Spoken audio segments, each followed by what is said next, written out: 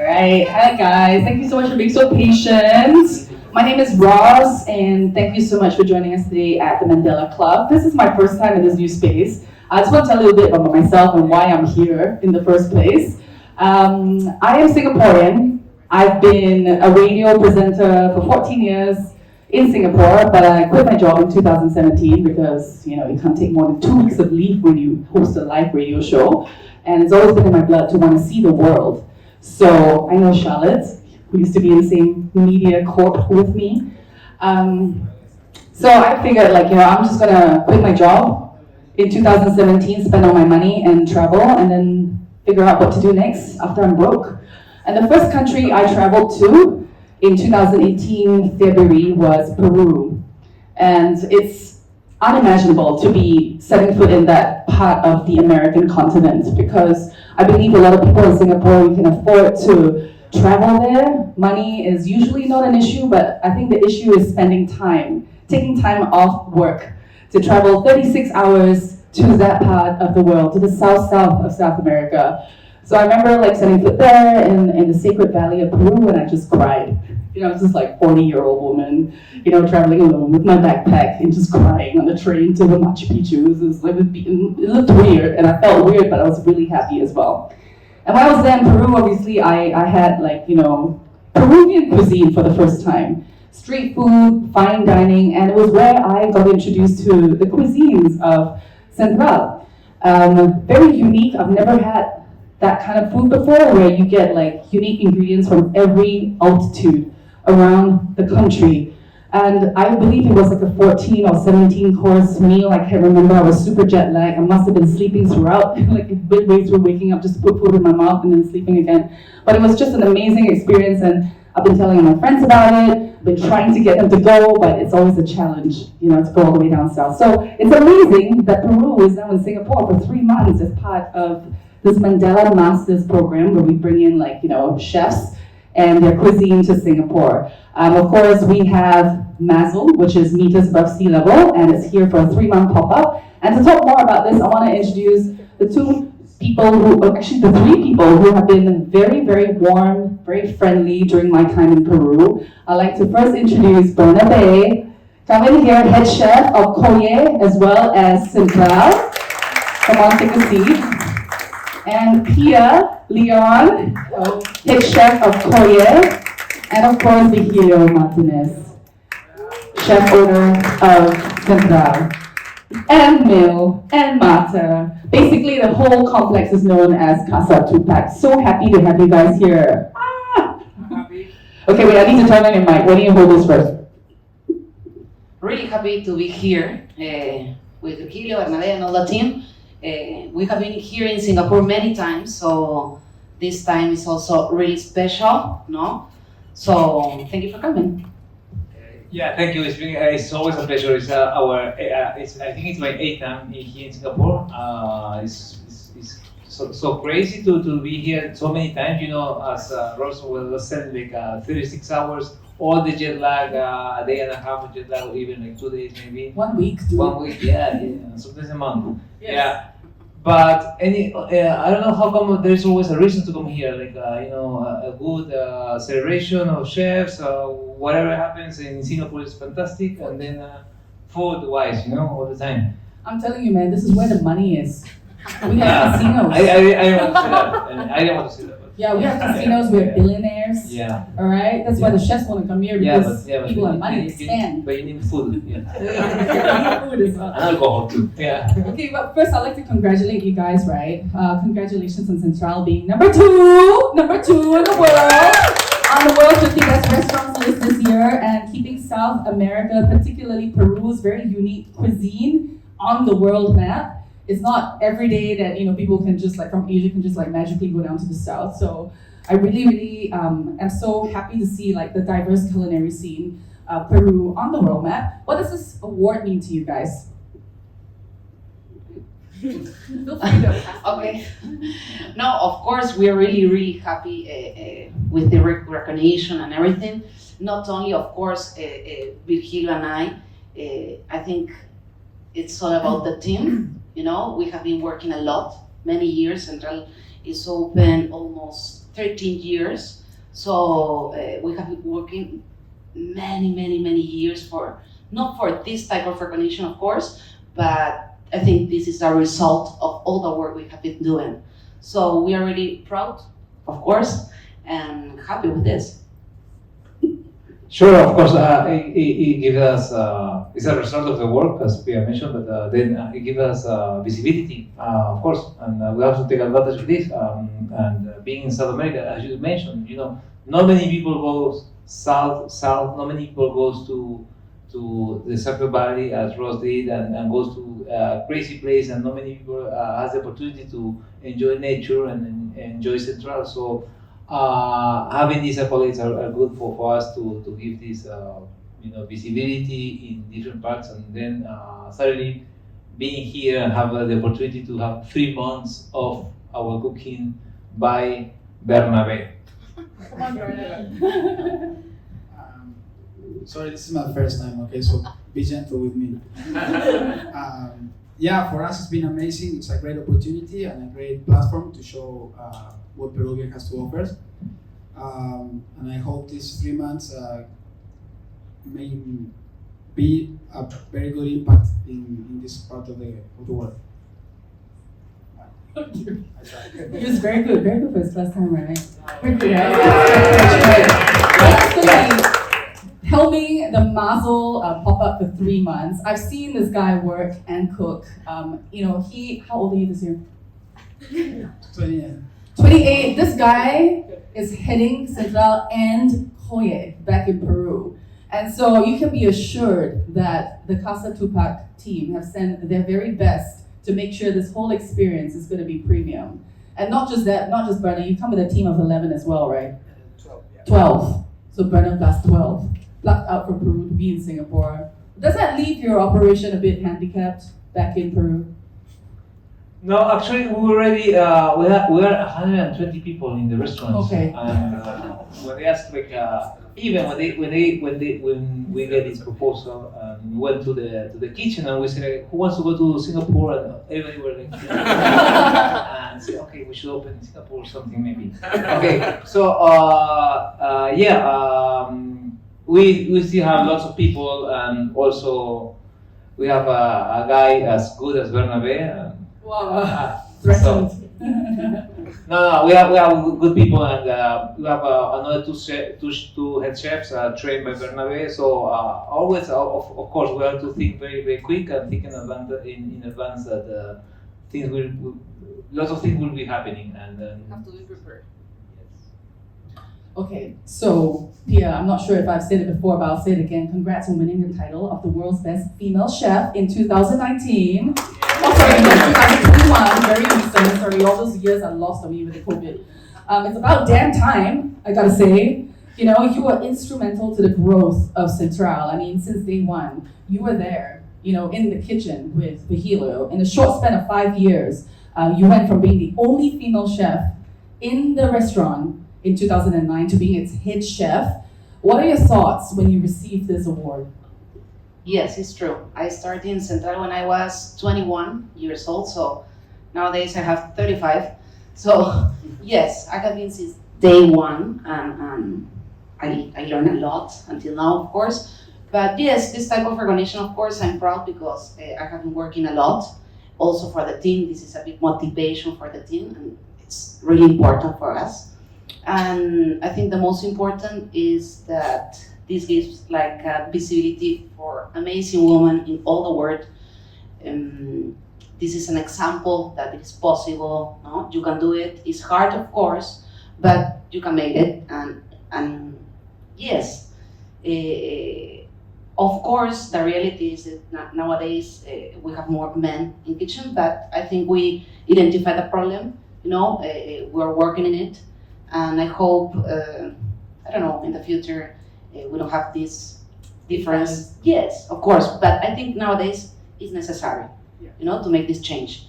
So yes, it's an amazing opportunity to show what we're doing. Do you make it a point to hire more women, or you just see who's best for the job? Yes. Okay. Yes. I focus really on the attitude and passion. For me, women and men are the same. if they like to be in the kitchen, they have the passion, they're good on it. For me, it's okay. Of course, I love to work with women, but if not, men's also I love. Yeah, maybe a lot of women also don't really want to sweat it out, right? You think? You don't know that. You don't know that. But you're a mom as well. Yes. You have a son, Cristobal. Yes, 6 years. And you guys travel a lot. How do you deal with that? Yes. You know, yes, we always try to organize very well. We're very yes, we're lucky because my mom lives with us, so she helps a lot. Yeah. So for me, it's perfect, to be honest. I'm like really confident and secure he's gonna be okay. Yeah, I feel like it takes a village to raise a child these days. It's not just mother and father, it's like an entire clan, you know? Parents, Yes. friends. I you have know. sisters, you know. I have two amazing women that have been working with us 7 years ago, so it's perfect. And this it feels like you guys are one big family at 𝗧𝗵𝗃. You live there too. Yes, we have been living in the restaurant 7 years. This year we decided to move. 5 minutes, you know, walking. It's not a shabby restaurant, by the way. They're not like sleeping in some back room. It's a really, really nice compound. Yes, but yes, we decided to move 1 year ago, I think. But yes, 5 minutes. It's the same, but well. Nice to have some separation. Also, yes, of course. And also Malena, Virgilio's sister, also nowadays she lives in the restaurant. We changed. So yes, we're a big family. Yeah, every person I speak to, like I had the opportunity to speak to, like your staff, like you know people like Bernabé, like they always bring up one thing, that's family. In your, you know, they refer to you guys as inspiring leaders and always like you know inspiring people to kind of be creative and just hold their own. Like what made you like decide to make this central to your philosophy of food? Well, you know, we've been working together. I think we are a good example that this of course this is being replicated by people working in Central, and of course we have a big family in the restaurant, and we have big dreams, and also we have big opportunities to do beautiful stuff in the world. But so far we are so focused on Central, 𝗧𝗵𝗃, and MIL. And then nowadays we're training lots of people to keep focus on good gastronomy and the things that have to make sense, and the whole family in 𝗧𝗵𝗃, which is the name of our place, has to have a very good ambience. So part of being on this kind of accolades or whatever people think that best restaurants of the world, we gotta think about being one of the best place to work, because the day is in gastronomy, in the kitchen is quite tough, and not many people knows about this. Nowadays probably you see some series on TV and they are doing some over exaggeration about their life as a chef. By the way, it's tough. Yeah, so we're working on having a better ambience in the kitchens. Yeah, you have to work might make it a pleasant working experience, right? Sure. Okay, so I've had the privilege of eating at MIL. It's a really beautiful restaurant. I've had like a privilege of being there 3 times. First, I was a bit over-eager in 2018 in February. It was still under renovation. And then I most recently visited this year in May. MIL is located in a very special location in the Sacred Valley, right next to an Inca ruin, which was once used as the Incas' food experimentation lab. Very special place. The restaurant also houses a bar and mata, which is like a research lab of sort. Can you tell us more about the work that's being done at mata and why it's so important? Yes. You can have 2 mics if you want. Yeah. Yes, Mandala is led by Malena, and yes, it's our research center. What we want is not only have the point of view of a cook, we want to have more points of view. That's why we have more disciplines working on it, Yeah, you met the guys working there, like one anthropologist and one guy related to arts, and Veronica who is working on botanics, and one guy who goes to get the plants, and we're cataloging and artists and different science. So we have different inputs and we're working together because one of the best ways to understand our geography, our ecosystems, which is part of what we do in our restaurants, where we consider our restaurants platforms of all this knowledge that we are getting. Everything is coming from Matter. Matter is our research and interpretation center. And it's just in front of the ruins of Moray. This place that I remember the first time you came the first time when even the restaurant wasn't built, right?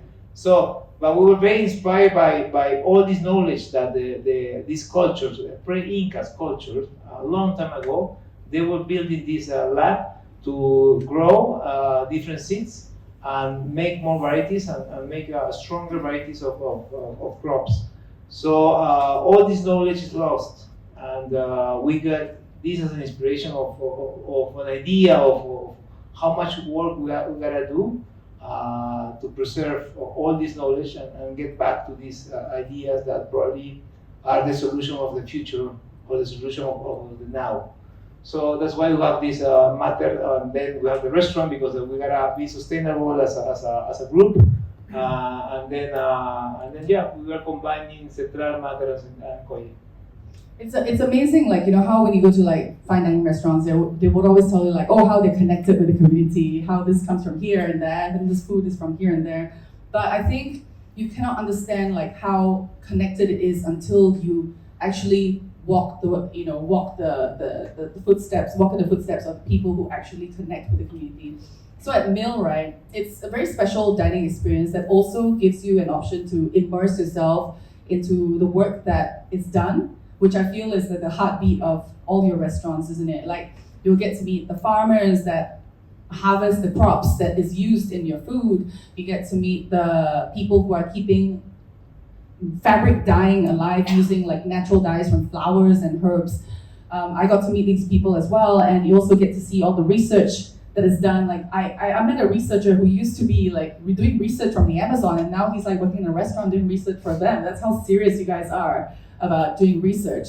And all this immersion you can actually partake in if you dine at 𝗏, and you can just select that as an option. And I kind of like that a little bit of that is brought here as well. I'm not sure how many of you have decided to book a MASL dining experience in Singapore.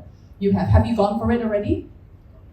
Okay, so there's like a little part of it, right, that I feel is a bit lost unless you have been to Peru. How many of you have been to Peru? Oh, amazing. There's this like ritual that's kind of done to thank like the Mother Earth. It's called the 𝗧𝗵𝗃, and just at the fields they will build this earth oven using like balls of earth, and then they will just like give an offering of potatoes to thank the Mother Earth for the harvest, and also to feed the farmers at the end of it. And there's a little showing of that, a representation of that in the middle of the lunch or dinner course that you will be enjoying. So that's very, very interesting. If you could go Google that to see what it is, I think you'll make the lunch a bit more meaningful. Okay, so it's not your first time in Singapore. How many times have you been here? 7, 8. And how has it been from the first time till now? But the first time I came here because it was like 25 years ago, and I came by myself because I wanted to know something about Singapore, about the hawker centers, and it was just for me. I didn't have Central, and I came here. I stay at the Chinese restaurant at the Four Seasons. I did a stage there. And I had this amazing opportunity to get to know this food and how you have this melting pot. And then, I consider that this is one of the most amazing melting pot of cuisines that you are doing. You are articulating this, I don't know how, this amazing variety of preparations and recipes. And I thought Peru was strong doing this, and we are strong, but I think this is quite something stronger, yeah. Next level. Yeah. I'm not saying this because I'm in Singapore and then maybe I will do Taiwan and do the same stuff. I am saying this because I honestly believe on this, and you do enjoy. But then I came here for many other reasons, right? Most important. Which one? Oh, okay. You want to speak about this? Okay. No, we came here for a food event, but because we're chefs and we never have time, I bring my a ring and I did my proposal. So, yeah. You want to speak about this now? We started, huh? We started. I know. No, I proposed Pia here in Singapore, so it's special. No, because every time I speak about this, every time I talk about this situation, which was quite amazing, it changed my life. Is it everything you hoped for? Yeah. Was it a good engagement? Was it a good proposal? Yeah, it was solid. Yeah. Okay. That was good to know. Yeah. I was on my knees. No, anyway, so yeah. Yeah. So I thought you didn't want to speak about this because every time we talk about this, the whole situation goes towards that story. So let's speak about gastronomy. Please. Okay. Yeah, I mean, power couple and gastronomy. I think it's relevant. And Bernabé, this is your first time in Singapore. Yes, it is. Okay, before you came to Singapore, did you have any impressions of what it might be? Did you do any research or? I mean, of course, when you get this opportunity, you try to dive in a long time ago to know what you're going to get into. Did you find? No, it's much better than what I was expecting. Okay, what did you see though? Like, did we fine you that your chewing gum is illegal and? Yeah, for sure. You get like for sure. death The penalty? don'ts are stronger than the yeses, for sure. But yeah, we've been settling out very good. The team is strong. People here at Mandala, people here at Art, everyone is being really supportive and making it so easy for us. So yeah, I'm enjoying myself a lot. So eating with you, eating with everyone, it's very good. What was your first feeling when you stepped into the airport and when you kind of drove into the city? I actually fell asleep in the taxi because I was there. but yeah, every single time you find yourself like this, right? Everything's so pretty, everything's so new, so different what I'm used to, right? Mm-hmm. And it's been like an amazing surprise so far. And you came ahead of Pia and Virgilio to do a bit of a setup, to train the staff, because we are holding this pop-up is actually held at Art Restaurant, and you're occupying that space for 3 months, and you also are using some of their staff for service. What was that experience like, getting the whole thing set up? Well, actually, we had a lot of help, and since we are a big team, we try to plan in advance. So whenever we got here, we had like a big chunk of the work already made. The Mandala team was quite amazing. Michael especially, 𝗧𝗵𝗲, they went over the top to try to help us, and I think that we did an amazing job. When you say over the top to try to help you, what happened? Sorry. What did you guys have to do? Did you have to shop in the wet markets? Did you have to check out our wet markets? Or? Oh yeah. We've been the first 2 days we were walking 20 kilometers a day, walking, buying things, going here, going there, getting supplies, getting tests of everything, so we can try to make it as similar as what we wanted. And how's that going? We'll let the diners decide eventually, yeah. But I think it's going very good. We still have some things to tweak here and there, but we're doing good. Okay, so this MASL experience is your actual first joint branded, residency in any country. It's the first time you guys are teaming up.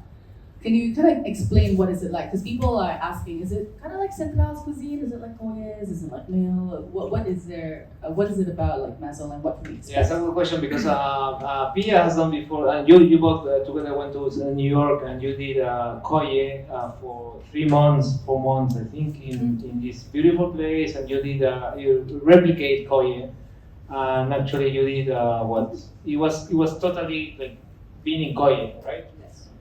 So this time we get the proposal, and of course we say yes after a few weeks, months, and we came up with this idea okay, do we want to do Central? Do we want to do 𝗧𝗵𝗃? Do we want to do meal? So let's try something different, and we started to all together to conceptualize something that we'll tell about our philosophy. And our philosophy is to think about meters above sea level. That's why the name is MASL. I don't know how it sounds, like, but for us it makes totally sense, like to think about meters above sea level, because what we do in Central, we do menus based on different elevations and altitudes of Peru. Our geography is very is diverse and full of different habitats and ecosystems. So we decided to do something that is inspired by our ecosystems in using ingredients from this region and whatever the guys are finding here. So that's why there is a lot of good opportunities and also responsibility for Bernabé to keep this, in a very good level. So it's quite challenging because we had on the other side the easy way, which was probably to do, a very pleasant food. But now we took the challenge to do something more conceptual, which is hard because not only for the chefs, it's only hard for the team to get to make the people fly or get into this journey to Peruvian ecosystems. Amazing. All right, that's a lot of talking on our end. If you guys have any questions at all, now is the time to ask Pia, Virgilio, or 𝗧𝗵𝗃. Well, welcome to Singapore and welcome back to Singapore. I absolutely adore Peruvian cuisine and I'm so excited for this. I'm also curious to find out what's the percentage of your menu that is made from produce that you found here locally and how much you brought from Peru. And also, second to that, what do you think of the produce that you get here in Singapore? Obviously, it's not grown here, but for example, I don't know about you, Ross, but I've had one of the best potatoes in my life when I was in Peru. And they're so different to anything I've ever seen, tried, ever. So I just wanted to get your take on that as well. Okay, so we started to think about let's do like 80% from local, and the other 20 will be Peruvian. That let's say like the most endemic, like cacao, coffee. I don't know if you are following that idea so far. Yeah, we try to. The thing is that whenever you wanted to try to bring something, you need to multiply by 5,000 packs. So it was like a lot of food bringing from Peru. So we try to adjust what the market has here to offer. We actually find much more things than what we were expecting, Peruvian or Peruvian-like. And with the products that we couldn't find, we try to go to the actual flavor, taste, and texture using other things. And I think that we are really close to that percentage of 80-20. Yeah, for sure. I have another hand raised at the back just now. Who is it from? Okay, we'll just pass on. Hang on a second.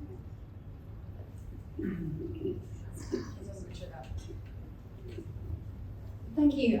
I was just wondering, with the local ingredients you were talking about, is there any, what did you mean by kind of Peruvian-like? Can you give an example of that? And also, have you discovered any urban farms that you feel you can potentially work with, or is the time scale not long enough? Well, what I'm trying to say is, if you're going to do, for example, really Peruvian food, you're focused on chilies, you're focusing on herbs, you're focusing on acidity. So we try to get that in with a local produce. So for example, you have like a really nice chilies here that you can bring from all over Asia. So trying to mix a couple, we get to closer flavors of actual ours chilies, like ají amarillo or something like that. We actually been working with some farms that I don't really have the name right here, so I don't want to be like disrespectful to them. But they actually are growing really endemic herbs from Peru. The bread that you taste is from maca, an actual maca powder that is grown in Peru and flew in here. But yeah, I mean, that's also part of the job, right? To try to get to the closest to Peru what we have here. There's another thing that there are also a few Peruvian ingredients or even South American ingredients that are already here, like let's say like avocados, tomatoes, different quinoa, different grains, of course potatoes, any other vegetable roots, of course coffee, cacao. So it's like when we think about how can we make Peruvian cuisine abroad in different parts of the world, we always find Peruvian ingredients somewhere, somehow, because I don't know, in history, by any reason, suddenly these ingredients are there. So nowadays it's not difficult to find a great quinoa here, organic quinoa from Bolivia, from Peru, even from Australia, or I don't know, grown in China.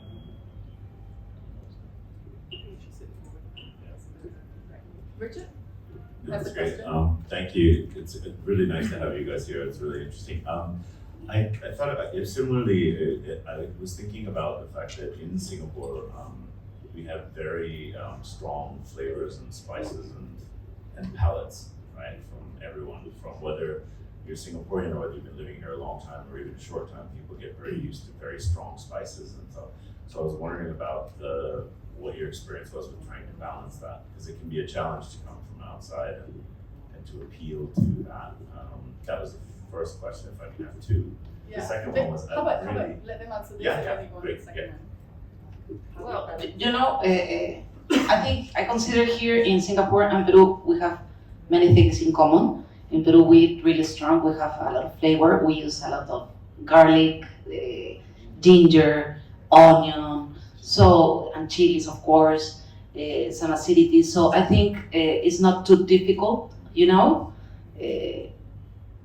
Yes. Actually, when I was like away for a long time, like I wasn't homesick because I could walk into a Peruvian market and get all the Asian ingredients and make my Asian food right there. The coriander, the ginger was especially, and I found also like Peruvian flavors, especially the Nikkei cuisine, like Yes. Japanese. It's very punchy and very Yeah. acidic. Sorry, after staying like 1 month in Peru, maybe what were you missing? Like you were Sambal homesick. belacan. You told me. Sambal belacan. Yeah, you told me Okay, I'm laksa. homesick. You are missing my food. And it's like, okay. Sambal belacan. Okay, because we don't have fermentation.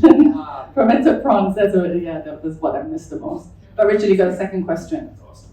No, that's awesome. Thank you. The other one was I really loved when you spoke about the concept of creating an environment of family in the way you all work together, because that's a huge amount of people working together collaboratively, and I think that's become a challenge that we're facing globally across many different industries, creating a sense of family and working together. So could you tell us a little bit, maybe 2 secret tips to how you create that essence of family?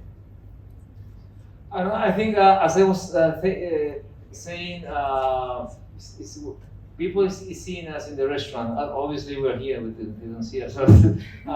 When we're in the restaurant, they see that we are doing any kind of job, and I think it's a good example and the action that brings people together, and also understand we are in very difficult times for not only for gastronomy, in different disciplines, different I know companies, young people they just don't want to continue working, or probably they want to do shortcuts and get to the next level as quick as possible, and that's difficult. And we need to understand, we need to try to be adapt, to be in the situation. And then we start to negotiate in a way, in a good way.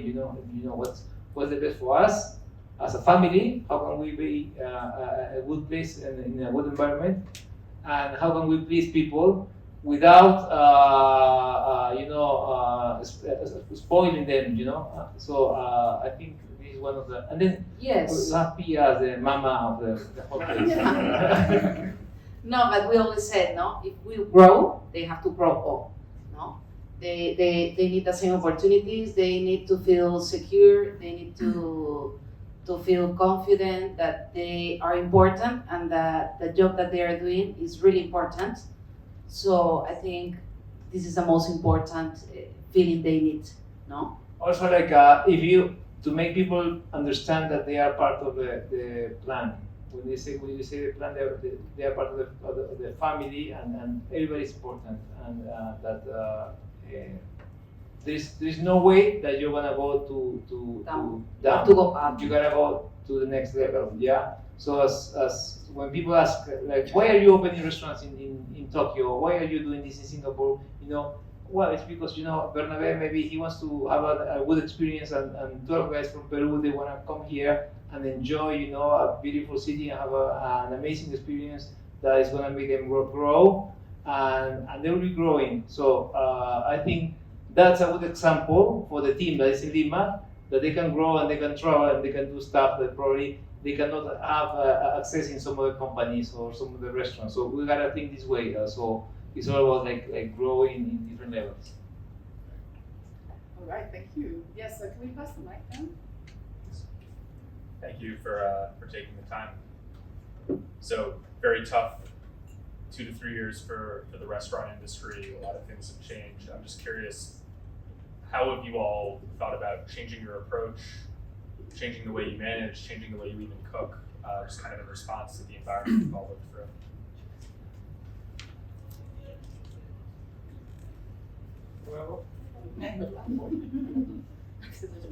No, it's been difficult because we had no leadership. You know, I was totally lost at one point. Like I didn't know what to do. 3 years ago, you know, after I remember when COVID happened, we were cooking in Hong Kong, Yes. and then we went back to Lima. Then we had a lockdown, and it was terrible. And we had no information, and we didn't have any help from the government, and everything was a mess. And we thought that was the end of you know, the end of gastronomy, you know. And then we started to do things that we've never done before, like delivery, like I think Events. small events. So we returned to 20 years ago. Like I went to the past. I was like doing packaging and stuff like things that I never, like I thought that it was part of the Nice. past. But it was nice, yeah. That's But very stressful. positive way, you Yeah, know, yeah. to be positive. Yeah, well, I take the positive side, of course. Yeah, and Pia was in charge of the delivery, and she did an amazing job. But to be honest, the delivery only worked for months. 3 months. 3 months, but 3 months. only 1 month with success. Yeah. Yes. The other 2 months, you know, no orders. No. Yeah. What's up? Yeah. Yes. So and then we had to wait. We struggled, and then suddenly the borders opened, and we started to have people from different parts of the world, and we came back to what was supposed to be a normal life, but which nowadays we have different challenges, and nowadays, like, of course, we gotta be more.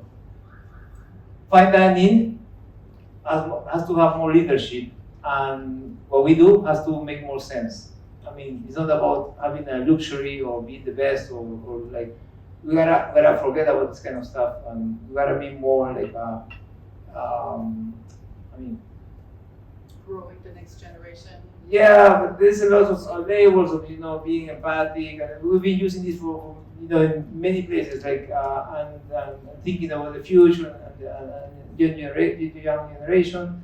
But I think we gotta think about what's gonna happen now, because now is a difficult situation for restaurants.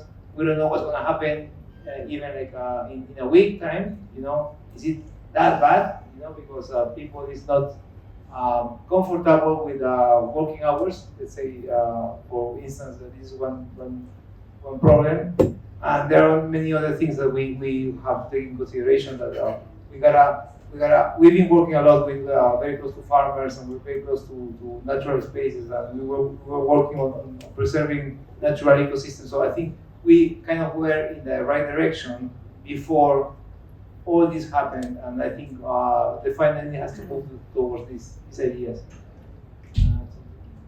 Would you like to add something? Okay, can we pass the mic back there? Yes. Okay, so sort of following up on that question, and you started to answer it, I think. I feel like in the past few years there's been more of a challenge about what is the role of fine dining in a world where, flying ingredients across the globe is contributing to climate change, where there are these huge disparities between diners of the 1% who are able to pay $300, $400 for a single meal, when there's so much of the world that is living on a subsistence living of less than $1 a day, worried about food shortages like famines.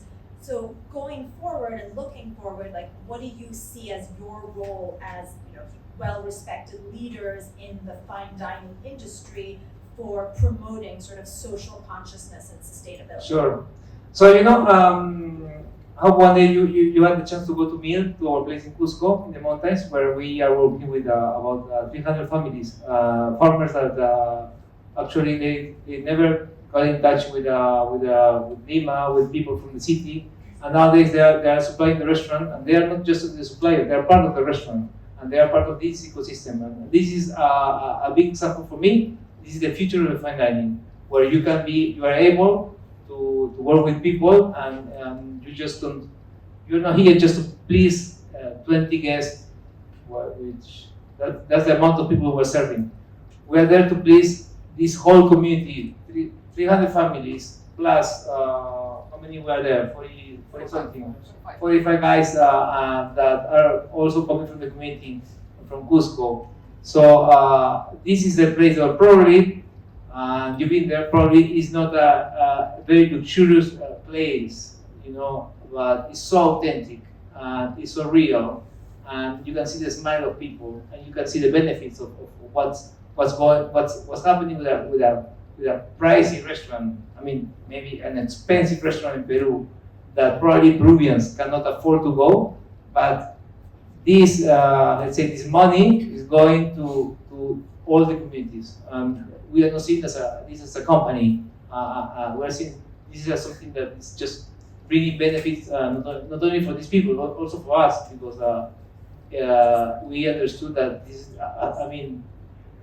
it's so meaningful, and it starts to make sense. Why are we doing this? I mean, why are we working crazy hours? What's the reason? To make money without having time to spend. What's the reason for all this? It's crazy. So we're talking now about transcendence, and this is very important. When you find this, and when you get this in your interior, you start to work in a different way. So I think it's going to be next level. I think purpose is very important to your business as well, a sense of community, which is why MASL is not just a research lab, it's also a community service, it's an aggregator. It brings the entire area in the Sacred Valley together. Am I correct? Yes. Amazing. I hope you get to visit too. And any other questions? Maybe next. Just following on from that as well, I know in the UK there's a concept of edutainment, a kind of combination between educating and kind of entertaining the guests that you have. I feel like restaurants and the food that they serve are an amazing connection for people living in cities to connect with the natural world outside the cities, and the way that farms work, and how that then feeds into an understanding of what is and isn't sustainable from an ecosystem perspective. You mentioned before how you work with different altitudes, and I'm probably going to say this wrong, but the 𝗧𝗵𝗃 kind of ceremony at the start. How much do you kind of intentionally incorporate those elements of ceremony and education, but in a kind of fun way, and as a kind of experience into what you do? What have you seen work really well? Yeah, as many as possible, but we are very respectful of times and also what is the people doing. Because what is happening with you mentioned the 𝗧𝗵𝗃. It's a good example of something that is something that is so magical, because they do the harvest once a year, and they do this ceremony of cooking potatoes. For the ones who don't know what's guatia, is when people does the harvest of the native potatoes and the native vegetable roots and tubers. They cook these vegetables in an oven, like kind of underground, yeah, in the soil.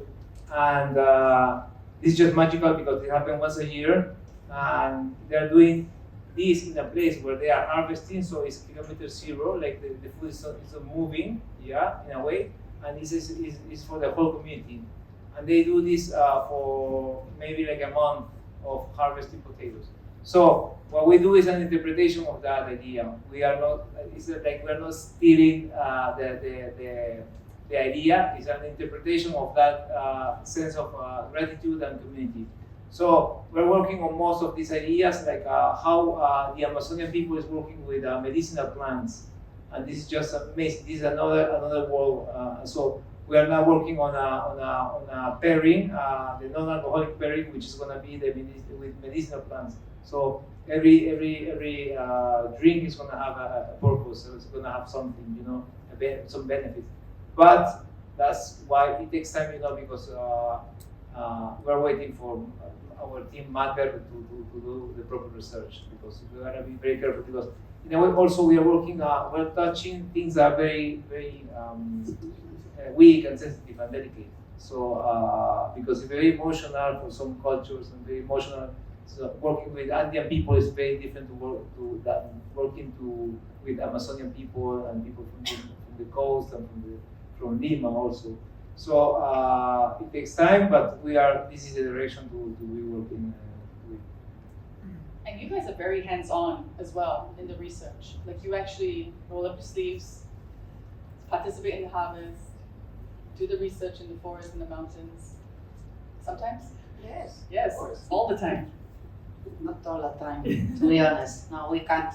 But yes, many, several. We have been there, of course. And we enjoy, you know. Cristobal always goes. He really enjoyed to be here. And all the team also goes. Not only in the Andes, also in the Amazonia. So yes, we really enjoy it. Amazing. Yeah, Cristobal will come next time. Yeah. Maybe. How old is your son now? 6. 6 years old. 6. Any more questions from the floor? Oh, one last one before we call it. Okay. Patient. We got a mic passing down to you. So I was lucky enough to try the preview menu. It was amazing. I would like to know your process for arriving at the final list of dishes that you have, and also which ones didn't make the cut. Okay, we have this is a beautiful dish that we do in Central, which is the pacu. It's a fish very close to the piranhas family. Yeah, so I couldn't bring the piranhas here. It's going to be a big mess. Anyway, I wanted to do another dish with the fish. It's a fish that is waiting. It's always waiting in the Amazonian rivers for. Waiting just below the trees. They're waiting for the fruits to come down to get the fruits. So the fishes they go to the surface to catch the fruit.